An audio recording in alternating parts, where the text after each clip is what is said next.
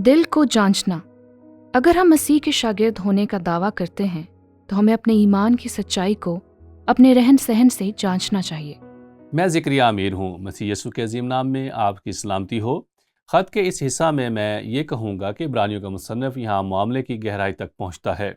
वो उससे निमट रहा है जो लोग अपने दिल में यकीन रखते हैं, और वो चाहता है कि वो अपने दिलों को जांचें, और ये उसके बयान में बहुत वाज़ेह है। अब हमारे पास यहाँ ज़बूर 95 आयत 7 से एक मवाजना है। मैं इस ज़बूर का इसलिए ज़िक्र करना चाहता हूँ कि आप ये समझ सकें, जिसे मैंने एक संजीदा अर्तबात का नाम दिया है।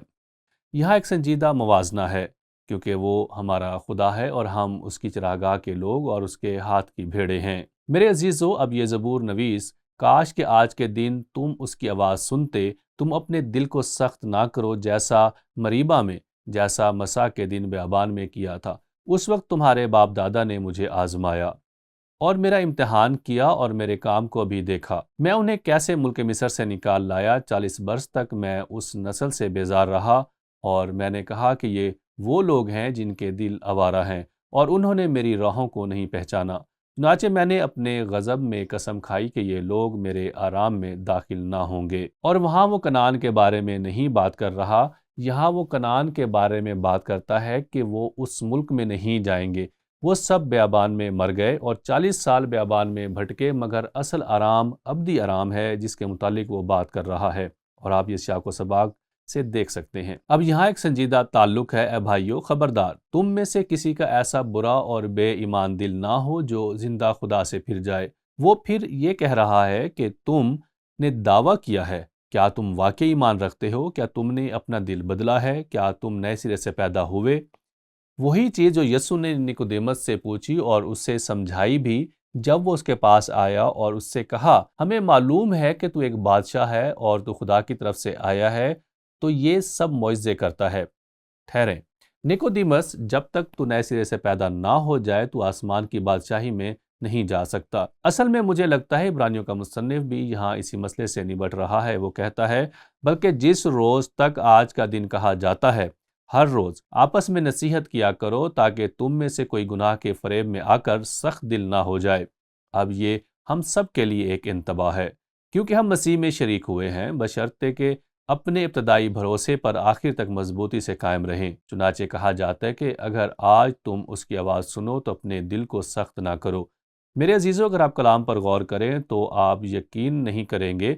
मुझे नहीं लगता कि वो यहाँ ये कह रहा है कि आप अपनी निजात खो सकते हैं। अगर आपने एक अच्छी शुरुआत की, अगर आपने निजात हासिल की और आपने उसका ख्याल नहीं किया, तो आप उसे खो देंगे। मैं इस तालीम पर यकीन नहीं करता, क्योंकि ये एक ऐसी तालीम होगी जो कि अमाल के ज़रिए निजात हासिल करने पर जोर दे रही होगी। हम ईमान के वसीले से बचाए गए हैं, ये हमारी तरफ से नहीं है। लेकिन वो ये कह रहा है कि तुम में से ऐसे बहन भाई भी होंगे जिन्होंने अपना दिल सख्त कर लिया है। तुम इस दुनिया की सुन रहे हो, तुम इसकी सिमत में चल रहे हो, तुम हकीकी तौर पर निजात दहिंदा को नहीं जान पाए, और ना ही नई पैदाइश का हकीकी तजर्बा कर पाए हो। बल्कि वही जो यस्सु ने निकोदेमस से कहा था, पौलुस ने उसे बहुत वाज़ेह कर दिया था कि वो किस से निपट रहा है।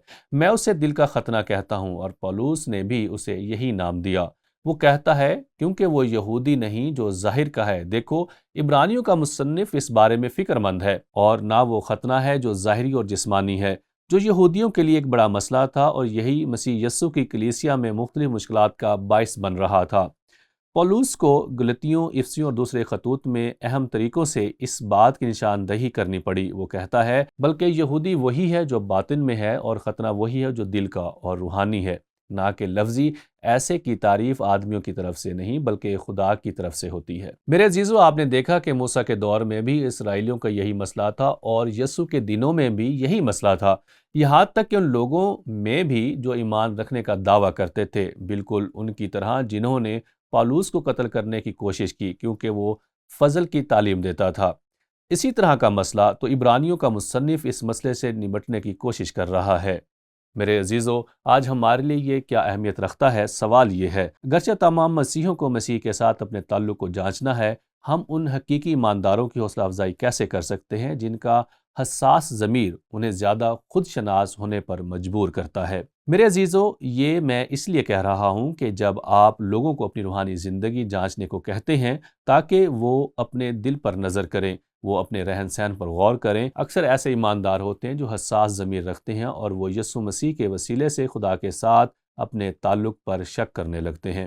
اور ہمیں اس میں توازن قائم کرنا ہے۔ جانتے ہیں ہماری ثقافت کا یہ مسئلہ ہے جسے آسان ایمان کہا جاتا ہے۔ مجھے لگتا ہے اسرائیل کا بھی یہی مسئلہ تھا، آسان ایمان، یعنی ایمان بغیر اعمال کے، اور یہ حد سے زیادہ رد عمل لارڈشپ سلویشن کی طرف لے جاتا ہے، جو یہ کہتی ہے کہ اگر یسوع آپ کی زندگی کا خداوند نہیں ہے تو وہ سب کا خداوند ہی نہیں ہے۔ مجھے یہ سچ نہیں لگتا۔ اس معاملے کی حقیقت یہ ہے کہ یسوع مسیح کے لیے اپنی زندگی وقف کرنے کی کم سمجھ کے ساتھ بھی ہم یسوع مسیح کے پاس آ سکتے ہیں۔ یہ وہ چیز ہے جو ہم سیکھ سکتے ہیں۔ یہ رومیو 12 باب اس کی 1 اور 2 آیت میں لکھا ہے، خود کو مسیح کے لیے پیش کرنا اور اسے اپنی زندگی کا خداوند بنانا۔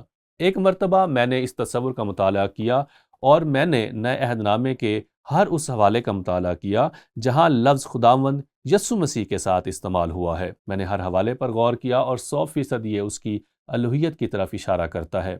اس لیے میرے عزیزو، میں اکثر کہتا ہوں کہ آپ نے خداوند یسوع مسیح کو اپنے شخصی نجات دہندہ کے طور پر قبول کیا ہے، کیونکہ میرا ایمان ہے یہی سکھایا جا رہا ہے۔ اب دوسری طرف اگر ہم جان بوجھ کر خداوند سے دور چلے جائیں تو ہمیں عبرانیوں کے مصنف کا پیغام سننے کی ضرورت ہے۔ لیکن میرے خیال میں یہ بہت اہم مشاہدہ ہے، اگر کوئی یہ پیغام سنتا ہے جو میں نے آج سنایا اور آپ نے یہ ویڈیو دیکھی اور آپ خدا کے ساتھ اپنے تعلق کے لیے فکر مند ہیں، تو آپ نے اپنے دل کو سخت نہیں کیا، آپ کا دل کھلا ہے۔ اگر آپ اپنی نجات کے لیے فکر مند ہیں تو یہ اس بات کو ظاہر کرتا ہے کہ آپ کا دل خدا کے لیے کھلا اور گرم ہے۔ سادہ لفظوں میں ہمیں بس یہ سمجھنے کی ضرورت ہے کہ مسیح کے حقیقی شاگرد ہونا کیا ہوتا ہے۔ تو یہ رہا وہ اصول جس کے مطابق ہمیں جینا ہے۔ اگر ہم مسیح کے شاگرد ہونے کا دعویٰ کرتے ہیں تو ہمیں اپنے ایمان کی سچائی کو اپنے رہن سہن سے جانچنا چاہیے۔ یہ حقیقت ہے، اگر آپ اس اصول کا جواب دیں تو آپ اپنے رہن سہن کو جانچنے کے لیے راضی ہیں، تو روح القدس آپ کے دل میں کام کر رہا ہے۔